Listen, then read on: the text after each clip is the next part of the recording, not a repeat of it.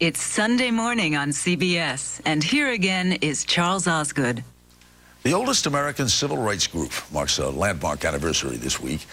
Bill Whitaker takes a look now at the NAACP, past, present, and future. Hello. How you doing? I'm good, thank you. Members of the National Association for the Advancement of Colored People are gathering in New York City this week for their annual convention. The country's largest civil rights organization celebrates its 100th anniversary, the same year the first black president of the United States took office. As he did last year during the campaign, you know, it is always humbling to speak before the NAACP. President Barack Obama speaks to the convention this week. If you think how this country was 100 years ago and how it is today. NAACP chairman of the board, Julian Bond. Other people helped and other people did things, but we are the most responsible for these changes, and I don't think there would be a President Barack Obama without us. We shall overcome. The country and the NAACP have traveled a great distance in a century. Lynchings and race riots, Jim Crow laws, and segregation defined the boundaries of black existence in 1909 and spurred a group of activists, some blacks, mostly whites, to found the NAACP in New York. Their mission was simple, yet seemed impossible: real equality of rights and eliminating hatred and racial discrimination. It's a battle we have to win, and it's time for us to fight. Over the decades, the NAACP broke through those boundaries one by one, methodically, battling in the streets. The NAACP feels that this is the time for all citizens to arise. And battling in the courts. Before he was the first black Supreme Court justice, Thurgood Marshall led the NAACP Legal Defense Fund, the battering ram that knocked down doors barring blacks from graduate schools, from voting in Texas primaries, from interstate travel, from interracial marriage. Winning the landmark Brown versus the Board of Education case, Marshall's team cast separate but equal into history's trash bin. Today's opinion makes a clear-cut determination that the Negro school children must be given their rights. 100 years of facing foes. If the NAACP pushes for violence, I think they will be met force with force. Forcing change, like the groundbreaking Civil Rights Act of 1964. Hello, Roy. So glad to see y'all. And changing minds. The NAACP pressed Hollywood to recognize black talent. Today it does. I'm gonna be a registered voter, oh Lord. And after decades of voter registration and getting out the vote, it's helped change the complexion and the attitude of the electorate and the elected. Predominantly white Philadelphia, Mississippi, where 3 civil rights workers were slain in 1964, this year voted James Young its first black mayor. We've had some dark history, but this election proves that there are a lot of minds that are changing. So here I am in Pueblo.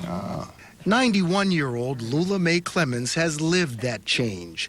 When she graduated from junior college in Pueblo, Colorado in 1939, our pictures were segregated from the other students. In the back of the book. In the back of the book. She joined the local NAACP right after that.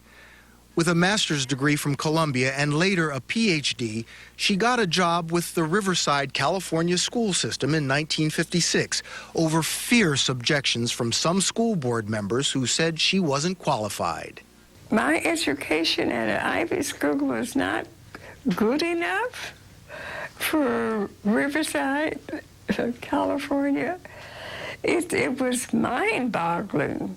She joined the Riverside NAACP. Longtime members of the chapter remember their struggles.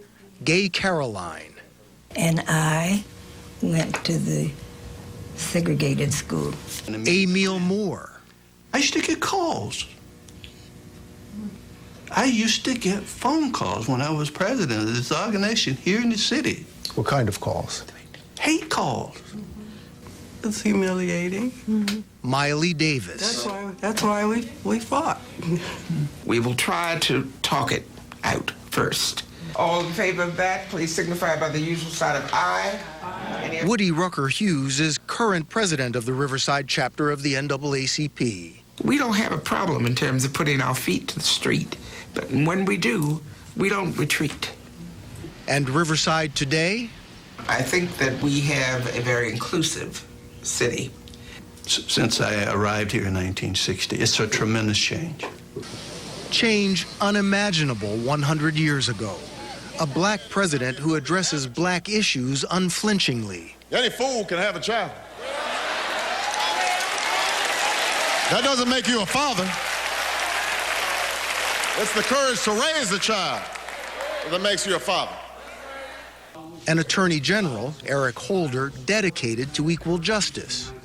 In racial terms, the country that existed before the civil rights movement is almost unrecognizable to us today. Which some say begs the question, is the NAACP needed anymore? Is it even relevant? Is it time for the venerable organization to say, mission accomplished? I ask myself the question, if the NAACP disappeared, would anybody notice? And I had to say, I don't think they would. Clarence Page is a Washington-based syndicated columnist for the Chicago Tribune. Their agenda is complete. It's accomplished. They actually did it by the end of the 60s. The troubles afflicting black America, colored people, have more to do with poverty and economics than with discrimination.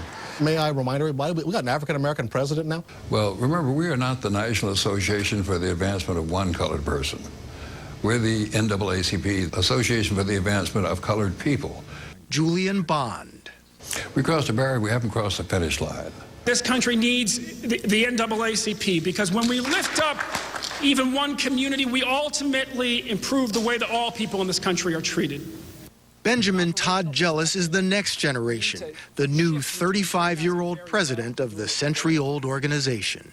While we were the children of the dream, we had come of age just in time to find ourselves the most murdered generation in this country and the most incarcerated generation on the planet.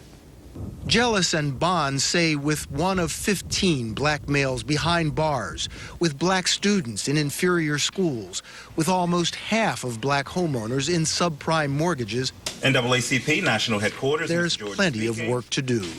We've sued some of the nation's leading mortgage companies, charging that they targeted racial minorities for these subprime loans that they knew the people couldn't pay back, and they did it deliberately.